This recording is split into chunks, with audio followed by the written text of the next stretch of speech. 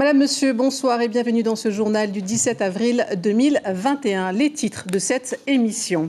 Le nouveau projet de Maramanui contesté. Plusieurs familles ont clôturé et posé un barrage dans la vallée de Papeno où l'entreprise Maramanui projette de poser un nouveau barrage hydraulique. Elles réclament que leur terre leur soit rendue.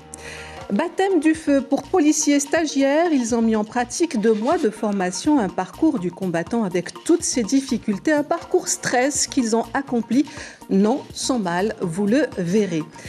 Tiare, première patiente marquisienne à avoir passé une IRM à Nukuhiva, l'appareil flambant neuf est arrivé sur l'île il y a une semaine, un lourd investissement censé alléger les caisses du pays des coûts de transport et logement des malades. Jacques Rénal, le ministre de la Santé, est notre invité. Nous ferons le point avec lui sur la situation sanitaire en Polynésie et dans nos îles en particulier. Et bien sûr, il sera question de vaccination avec le coronavirus. 60 ans, Miss Tahiti à 60 ans, l'appel de Layana Fojra.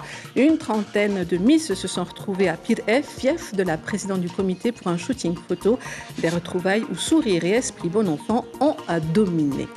Finale du championnat de volleyball à la Fatawa, Vénus chez les femmes et Taha'a chez les hommes se hissent sur la plus haute marche du podium, le stade qui a livré un spectacle sur le terrain comme dans les tribunes. Comme annoncé après Mapurura hier, nouvelle revendication foncière, cette fois dans la vallée de Papeno. Ce matin, les membres de l'association Matara'a Teha'a Whenua ont décidé de fermer l'accès à Ohiho, une façon de montrer leur opposition au projet Hydromax de Maramanui. Reportage de James O. Théophane et Patita Savea. Ils ne sont pas venus faire du camping ou de la randonnée. Tôt ce matin, une partie des ayants droit de la terre Ohiho ont décidé d'ériger une clôture en fil de fer barbelé. Objectif, fermer l'accès au lot A, cadastré BX4, d'une superficie de plus de 4 hectares et demi. On est sur un lieu où aujourd'hui le EDT fait monter un nouveau barrage. Le nouveau barrage qui est là, c'est pour remplacer le barrage actuel qui est vers le bas. On est inquiété en cas de crue. En cas de crue, la population qui est en bas, il n'y a même pas d'alerte. Nous sommes là pour venir contester contre, parce que nous sommes les ayants droit de celle qui a atomisé ce terrain. Le point de départ de la contestation, une réunion avec les dirigeants de Maramanui au sujet du projet Hydromax sur la côte 95 dans la vallée. Les membres de l'association familiale auraient été informés que le pays est aussi propriétaire des parcelles litigieuses. Cette terre qu'on a mis les barbelés, elle est à 46 hectares. Et il est mentionné sur le plan cadastral qu'il est propriétaire de moitié. Et là, nous, on n'est pas d'accord. La revendication, il n'y a que 2 personnes, sans le pays. Le pays, oui, juste l'expropriation au niveau de la route, 5000 et quelques mètres carrés. Mais la totalité du terrain, on n'est pas d'accord de moitié. Contacté par téléphone, EDTNG assure que sa filiale Maramanui mène le dossier Côte 95 en totale transparence et discussion avec les parties prenantes de la vallée. Vont-ils appliquer les gestes appris en formation? 21 policiers municipaux stagiaires achèvent 2 mois de théorie par l'épreuve du parcours stress. Le but, s'assurer que malgré la fatigue et le stress, ils sauront réagir avec efficacité et discernement.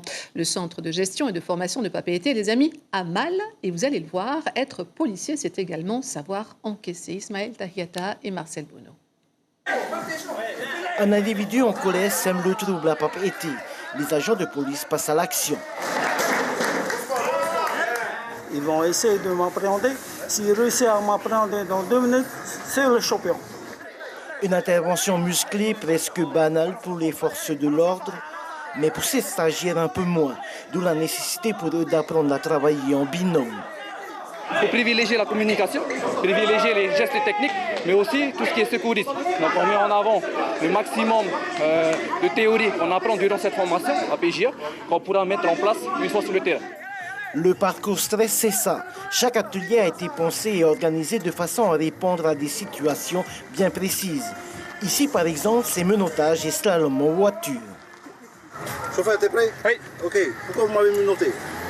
Parce que c'était sur instruction. Ok. C'est quoi l'article du minotage? Article 803 du CPP. Pendant ce slalom-là, donc il y avait un questionnaire qui était posé à l'intérieur sur les différents articles qu'ils utilisent dans le cadre de leur métier, quoi. Stevens et Haunui ont terminé les 7 épreuves en 33 minutes. Ce n'est pas un record, mais une victoire sur eux-mêmes. Tout est difficile, il n'y a pas de... Pas d'épreuve facile, la tenue facile. On est entraîné aussi pour ça, donc voilà. Il y a le stress déjà, ce qui fait que ça cafouille à l'intérieur. Et il faut trouver la force, justement, le mental, pour garder sa concentration. Donc c'est pour ça qu'il est important aussi d'avoir son binôme. Des fois, le binôme, peut-être lui, il a réagi autrement. Complètement isolés, les autres stagiaires attendent leur tour. Ils n'ont aucune idée de ce qui les attend. 2 femmes font partie du groupe. On est prêt physiquement, mentalement, donc moi je ne me sens pas stressée pour l'instant en tout cas. Dehors, la pression est à son comble. Une marche aveugle où il est important de rester lucide. Et pour corser le tout, des chiens capables de vous mettre au tapis. Alors, comment c'était? C'est un peu hot. C'est bon, ça va? Pas trop stressé? On progresse. C'est de les mettre un peu dans le rouge et de voir s'il y a toujours la cohésion. Parce que de temps en temps, dans la fatigue, il manque la communication avec le collègue, la cohésion. Déjà, ça pourrait voir ça. Après, qu'ils soient confrontés à des épreuves, à des situations qu'ils peuvent retrouver dans leur future carrière. Avant d'être titularisés, encore 2 mois de formation juridique et administrative pour ces policiers municipaux stagiaires. Le 8 juin prochain, ils seront en immersion dans différentes communes de Tahiti. Et une fois n'est pas coutume, une église baptise des motos. Elles sont des montures qu'ils affectionnent particulièrement. Les membres de l'association de Harley-Davidson Tahiti Harley Rider ont procédé au baptême de leur grosse cylindrée. L'événement s'est déroulé à Mariano Teho. On écoute Jean-Luc Gérard, motard. Il est interrogé par Ismaël Tahiata et Marcel Bono. La bénédiction fait partie de notre foi et on a besoin de ça pour pouvoir être protégé, si on peut dire, par les cieux. Quand on roule, parce que c'est dangereux? Très dangereux, très dangereux. Pourquoi c'est dangereux? Parce que le comportement de chacun fait que, même si on se méfie, on est sur une route, il ne faut pas l'oublier, et une route très dangereuse pour les enfants, pour les parents, pour les voitures, et surtout pour les motards. Après un mammographe et un appareil de radiographie l'an passé, la dernière acquisition du service d'imagerie de l'hôpital de Nukuhiva est un scanner. 90 millions d'achats et d'installations. Il a pris place dans l'ancienne zone d'accueil des patients. Dernière génération de sa série, l'appareil va permettre aux populations des îles Marquises, malgré l'absence de médecins dédiés, de pratiquer des actes d'imagerie grâce à la manipulatrice radio de Nukuhiva en charge des opérations. Félix Barcinas, maire de Tahuata, est au micro de Marie Curva. En tant que maire de Tahuata, ça va changer énormément pour la prise rapidement des bassins de Tahuata jusqu'à Nukuhiva. D'autant plus que maintenant nous disposons de 2 hélicoptères afin d'évassaner et pour pouvoir établir un diagnostic rapide auprès du personnel qualifié ici à Tahuata, à Nukuhiva. Et c'est vraiment, je suis heureux que nous disposons de ce moyen rapide et des outils mais sophistiqués et du personnel qualifié pour que nos administrés de Tahuata soient rapidement, pris en charge par ce personnel. Une première qui n'a évidemment pas manqué d'être saluée par les habitants de l'île, comme Tiare. Et vous allez le voir, cette résidente de Uahuka ne cache pas sa joie. Le commentaire de Heyal Itahiata sur les images de Marie Curva. Cette nouvelle machine dernière génération va simplifier la vie des administrés des îles Marquises. Acte d'imagerie et examen plus rapide, ce scanner est une innovation pour l'archipel. Et en attendant l'arrivée d'un médecin radiologue sur l'île, c'est la manipulatrice radio qui sera en charge des opérations.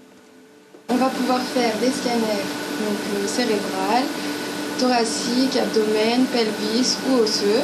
Donc ces scanners seront envoyés à Oturua où les radiologues vont pouvoir les interpréter et envoyer leur diagnostic. Tiare, originaire de Hivaoa, a l'habitude de se rendre à Tahiti pour y effectuer des examens de contrôle.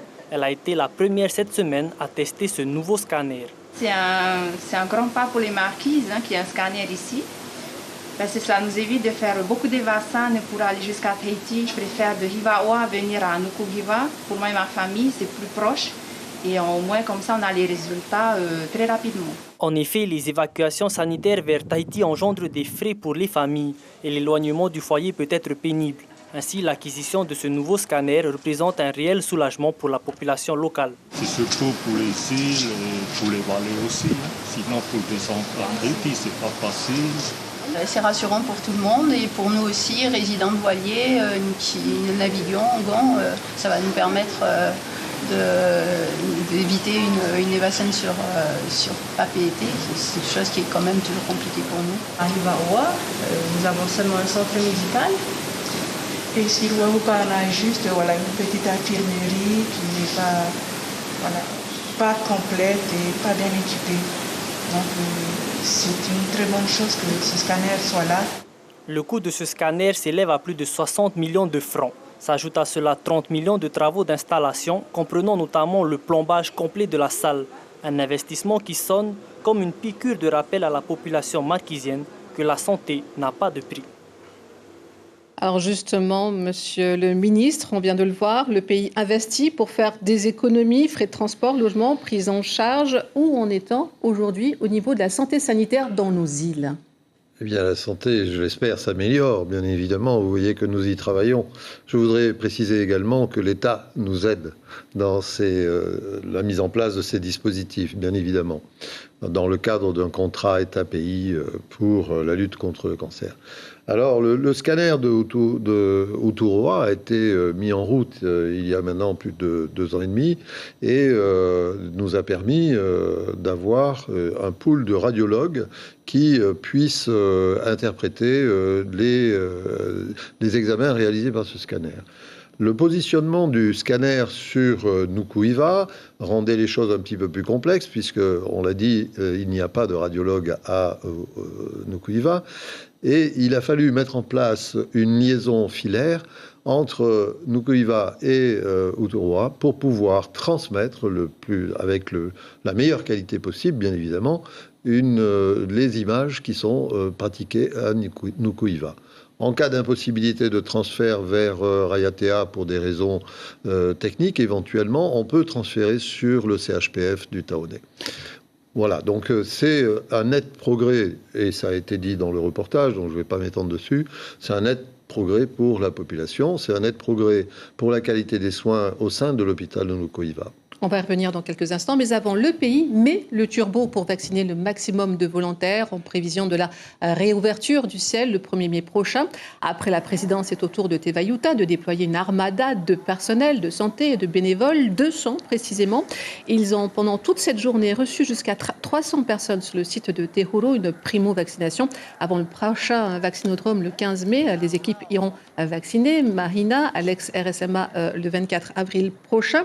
Donc, la Polynésie, qui n'a pas enregistré de nouveaux cas de décès, mais 8 contaminations en l'espace de 48 heures. Le nombre d'hospitalisés en s'établit à 4. Un malade est soigné actuellement en soins intensifs. D'où nous arrivent ces 8 cas ? Ils arrivent de l'extérieur, bien sûr. Donc, sources diverses et variées.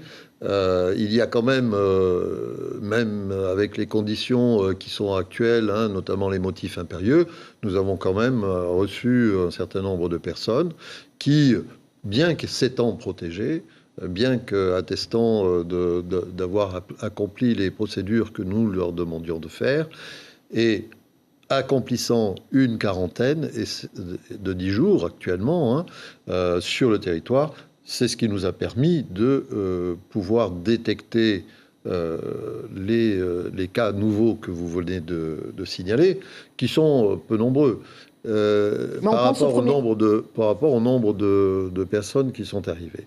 Bien évidemment, nous allons poursuivre sur ce chemin et de surveillance et pour l'instant de quarantaine.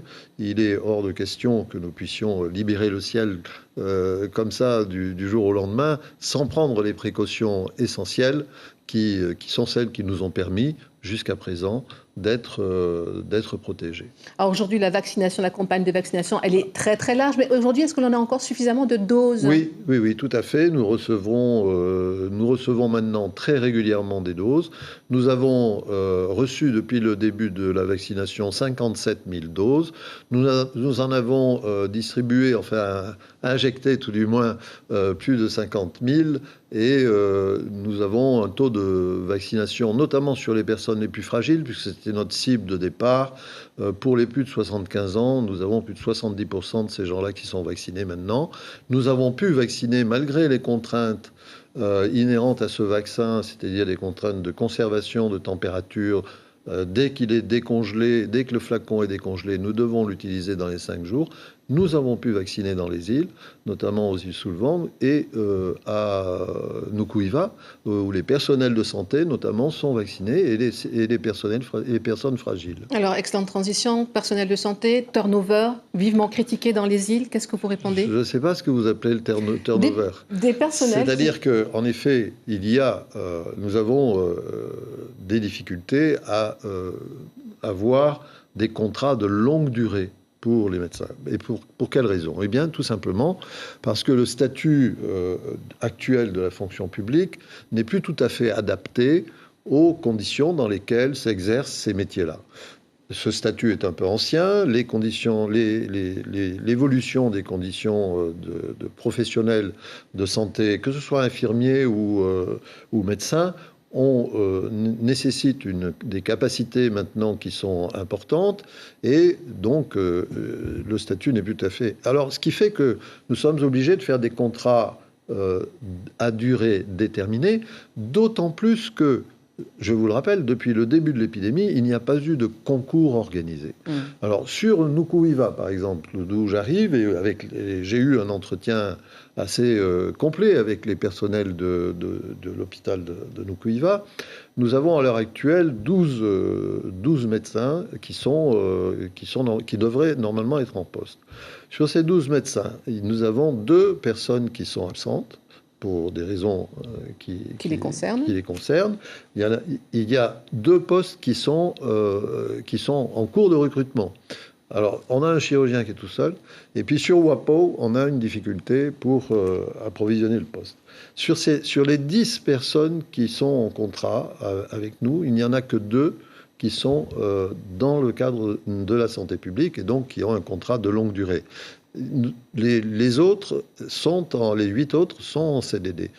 Et c'est ça la difficulté. C'est pas une mauvaise organisation, c'est inhérent au système dans lequel on se trouve. C'est la raison pour laquelle, lorsque je me suis adressé à ces professionnels de santé, quels qu'ils soient, et vous avez vu Khadija, par exemple, qui est l'électroradiologiste qui manipule le scanner, elle aussi est un peu dans cette situation, eh bien, je leur ai demandé d'être très attentifs au fait que nous devons discuter ensemble de l'évolution potentielle de ce statut, du statut des professionnels de santé qui se situent, notamment pour ce qui concerne les structures de la direction de la santé, en situation d'isolement, notamment, ou dans des structures hospitalières éloignées et dans lesquelles nous sommes obligés d'assurer une permanence de soins 24 heures sur 24.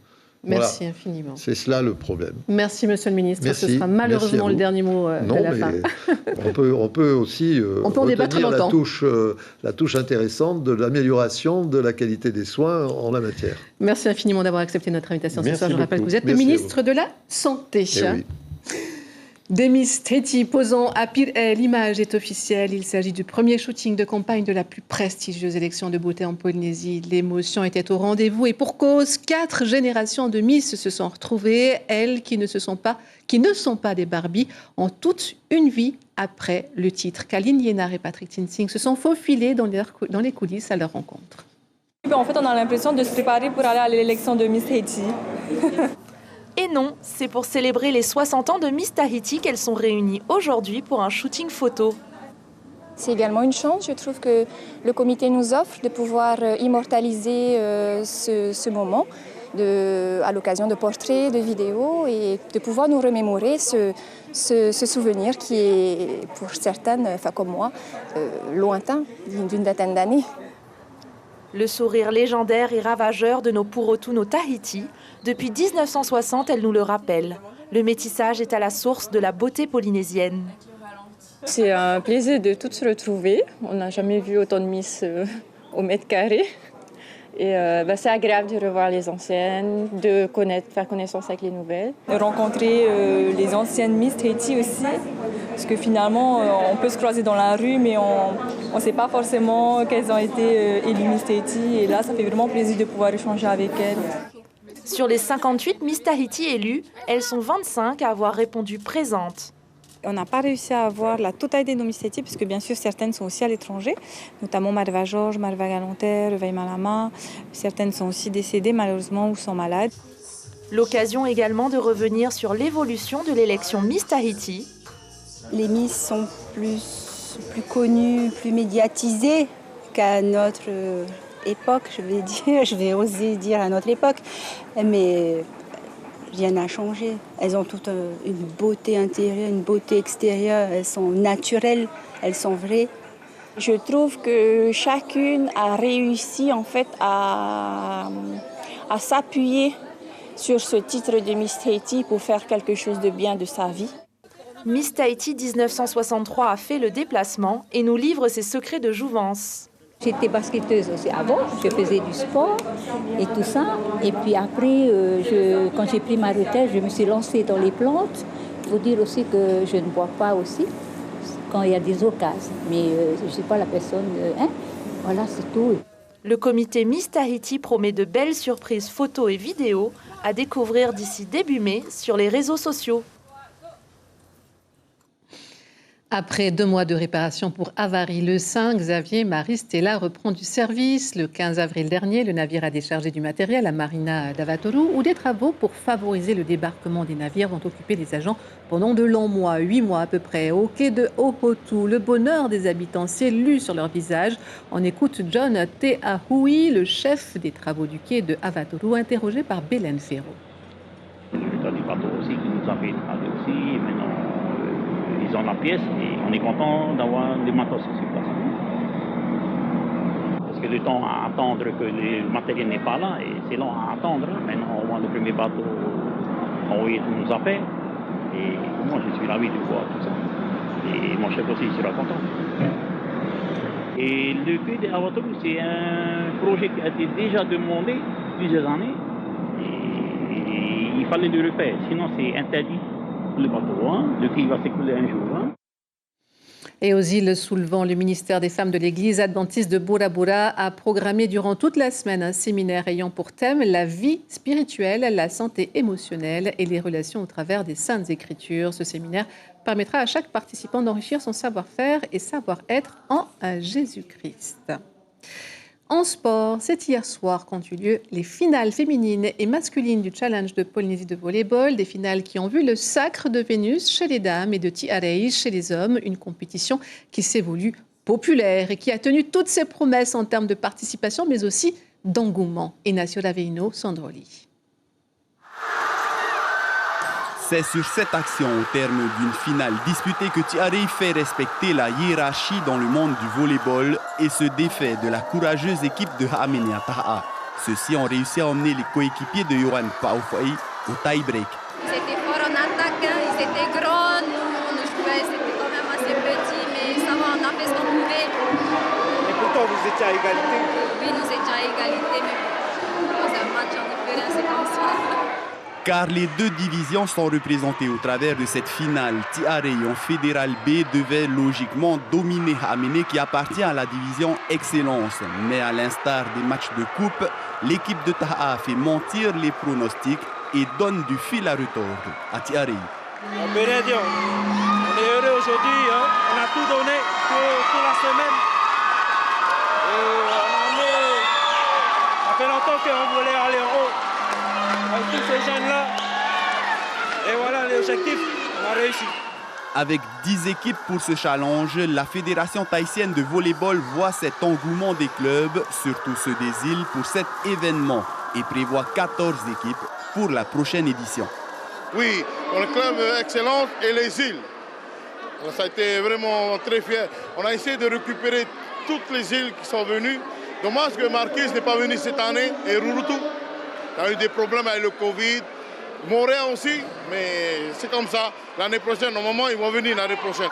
Une finale 100% tahitienne par contre chez les dames et une victoire plus facile pour Vénus qui l'emporte face à Tefana 3-7-0. Et on décolle pour la métropole. Voilà une soirée dont le volleyeur polynésien Nohoat Ipau'e se souviendra longtemps avec son club de Plessis Robinson. Il est devenu champion de France de Ligue B. Rien de moins. Tout cela à l'issue d'une saison compliquée et d'une finale magistrale. Reportage Nicolas Bouygues, Bruno Cabetta. La joie de tout un groupe et l'émotion toute particulière de Nohoat Ipau'e. Premier titre, première médaille à 25 ans. Ah, je sais pas comment dire, mais je suis très heureux. Victoire express en finale contre Saint-Nazaire, 3-7-0, après une saison ô combien particulière.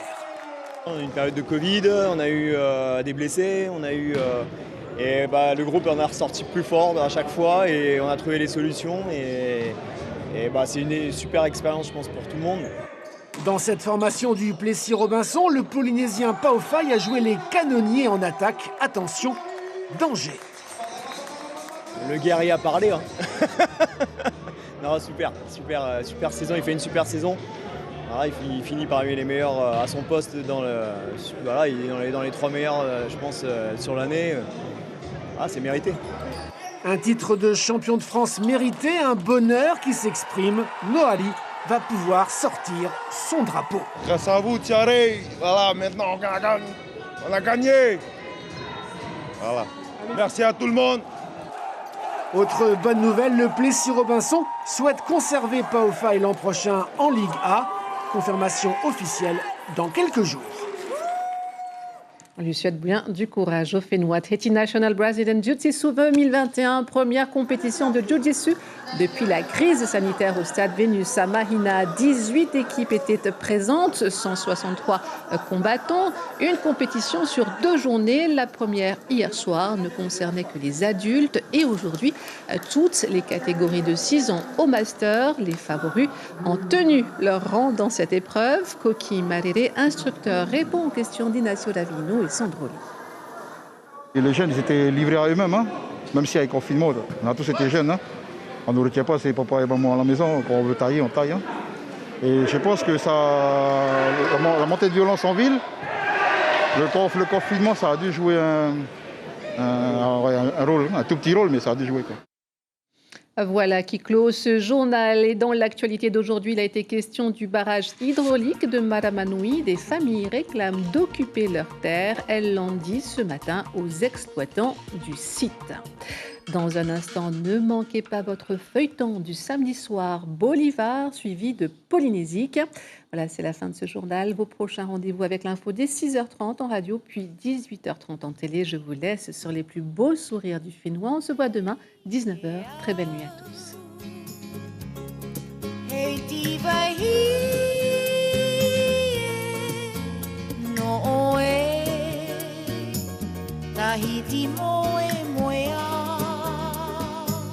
Tahiti ro'o nui Fa'ahe Yau ya oe